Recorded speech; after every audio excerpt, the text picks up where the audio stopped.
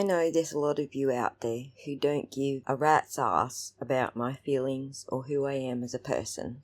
And that's okay, because you can just press the stop button now. If you don't have that self-restraint where you cannot press the stop button and then you make a comment because you didn't like what I had to say, that's on you.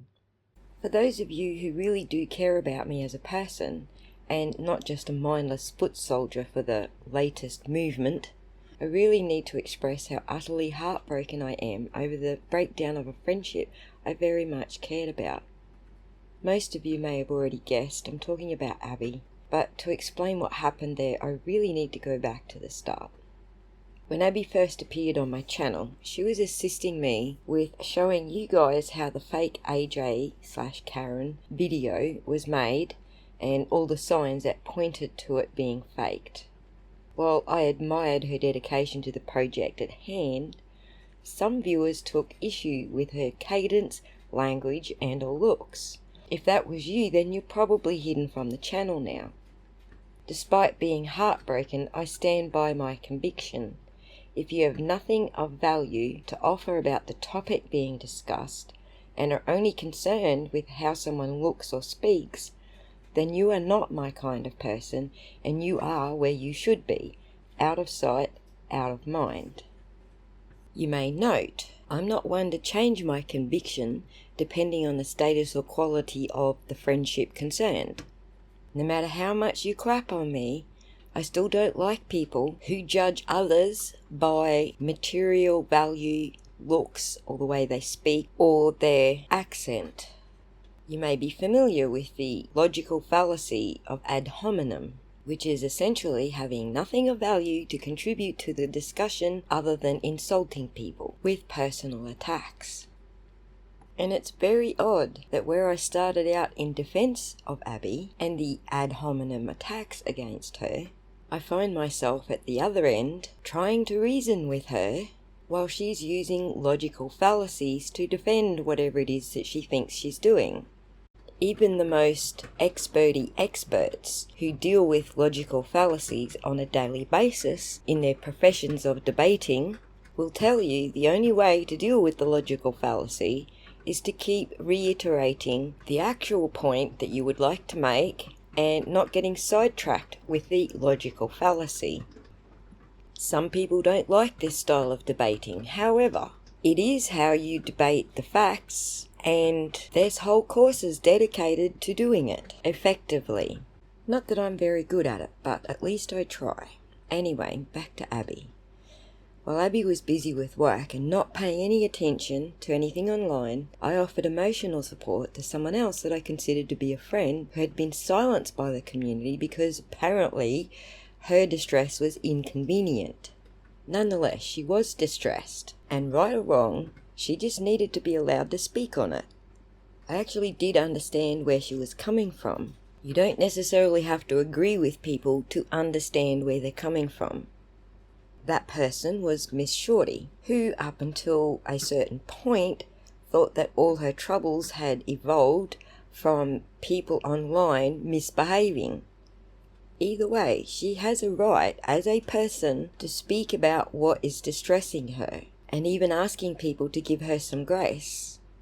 As a mod in her chat that day, I simply asked chatters not to take up beefs with her on this specific occasion, since, right or wrong, she just needs to be allowed to speak. And at the end of the day, it is her channel. However, some chatters took issue with this request, and complained to none other than Obnoxious Benson, who I had also asked to hold off her beef for a while, at least until Shorty had recovered from what she perceived to be a breakup. As you are all well aware, I had some semblance of friendship, or at least amicability, with Oblivious Benson, who I had invited on my channel multiple times to speak on multiple different topics. So, when I requested her to just lay off for a little bit because I was concerned about Shorty's mental health, I did not expect to be blasted for the next hour, in all caps, about all the reasons dating back to weeks before anything I knew about that Obi had to completely disregard Shorty's mental health at this specific moment in time. I was like, okay, you got reasons. I get it. And then she continued to pound with more reasons. And I was like, okay, enough already. I get it. Continue as you were. More reasons. Alright, go ahead, be a bitch. Moving right along. Until eventually I simply said, look, I asked, you said no, I'm a big girl, I can handle that. And then she blocked me. Next thing I know, Mike from Young Jerks is coming at Shorty in public because he disapproves of her choice of guest on her own show. Obviously there was a lot more going on in the background that I wasn't aware of, just as a lot of the things I just described Abby wasn't aware of. I didn't intend to hold a panel discussing the shit show that Mike had just publicly dragged Shorty into. But I did agree in essence with Will's response to that. What we do on our channels is none of anybody else's business. I did set about having a reaction stream to what Will had said about the whole scenario, which I hadn't watched yet. And it did end up being a panel at the other end, where all 6 of us didn't entirely agree with each other regarding the different points argued from different perspectives. Because, you know, that's how adults adult. We don't always agree with each other.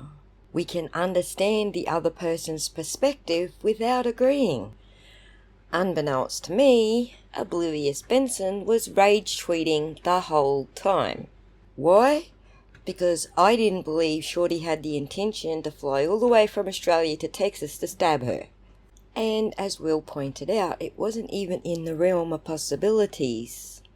Anyway, as a result of all this creator-on-creator drama, we had planned to do a live stream where we invited multiple creators who had had their YouTube channels for quite some time to come along and discuss how they deal with that sort of drama, with the ultimate intention of helping newer creators recognise and nip the drama in the butt before it gets out of control.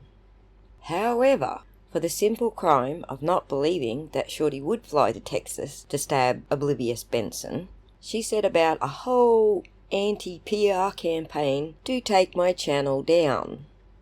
She continued on with this imagined stabbing incident that never actually happened, posting screenshots that Shorty had sent in private to her catfisher, which were never meant to see the light of day. I'm sure you can see the hole in her argument here. Private messages that are intended to remain private are not the direct threat to Obi's life that she claimed them to be. Nonetheless, her inability to convince me that Shorty was a threat to her life enraged her to the point of ignoring the warnings that I hinted at that she may come to regret taking the word of the person who sent her those screenshots. As one OSINTer to another, I would take that hint and just go double check that I knew what I was talking about. Unfortunately, she was so mad at me that she didn't bother checking. She was too busy rage tweeting. This is when Abby decided to make a reappearance. I didn't bother filling her in with all of the water under the bridge, because it was all out there in public posts for her to see and catch up on. I simply told her what we had found out, and that we were double-checking our sources before we went public, but our main concern was not to cause Shorty more distress when she finds out that she'd been catfished. There's a number of mental health concerns that can result from being catfished, including depression, anxiety, and finding it extremely difficult to trust people again, and may even affect personal relationships. It may even include lashing out at people who are otherwise trying to help, but perceived as making things worse. I completely understood that these were the risk factors that we would be dealing with, and I spoke with Shorty at length about, first, did she want to know, and secondly, how she was dealing with finding out.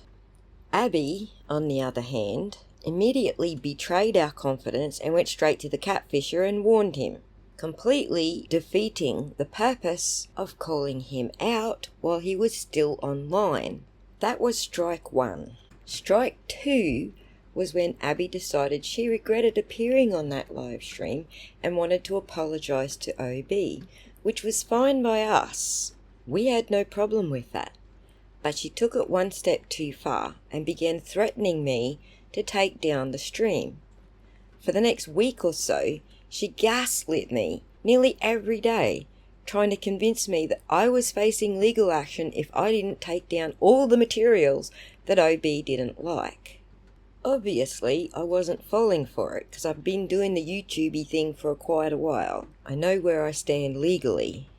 I kept saying to Abby, I'm fine if you want to be friends with OB, but I'm not going to take down the voices of the victims that the catfisher left in his wake.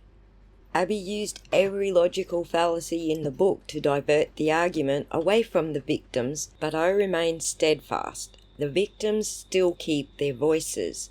Period.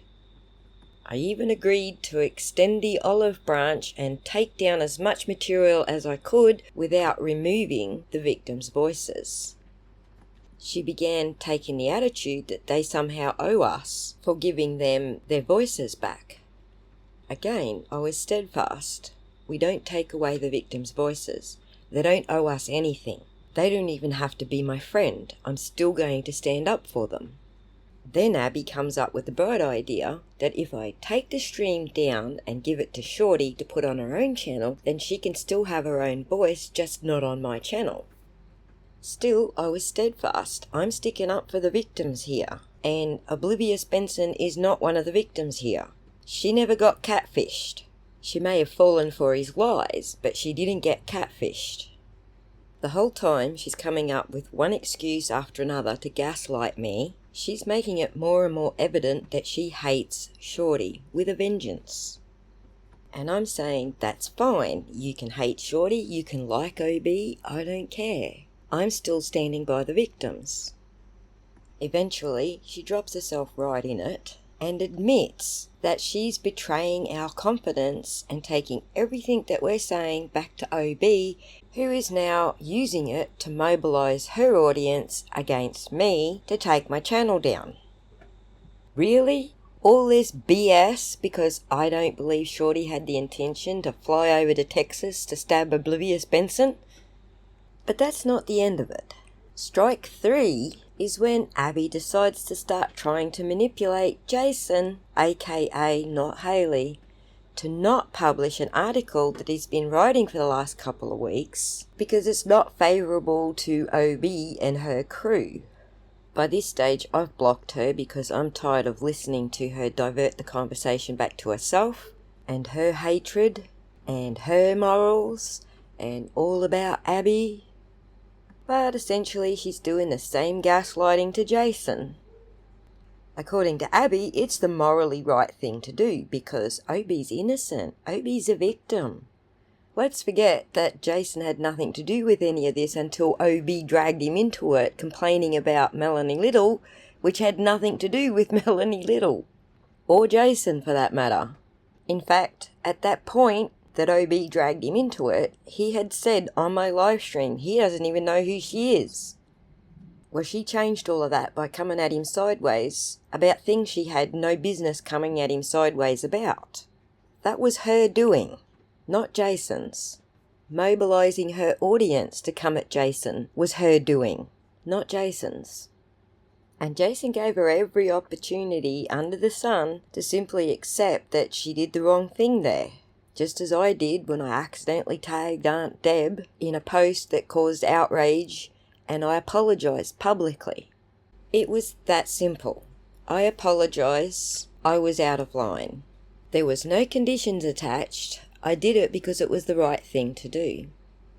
Just like giving the victims their voices back, there were no conditions attached. And I gave them their voices back because of all this BS that goes on where people are trying to shut them up.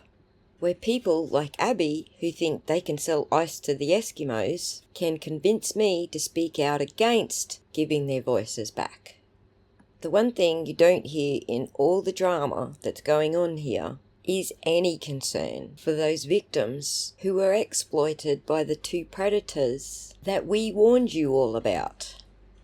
It's all about who's got the best manipulation skills, who can clip the most damning DMs, who's got the power to take someone else's channel down, who's got the most influence to control what somebody else does with their channel.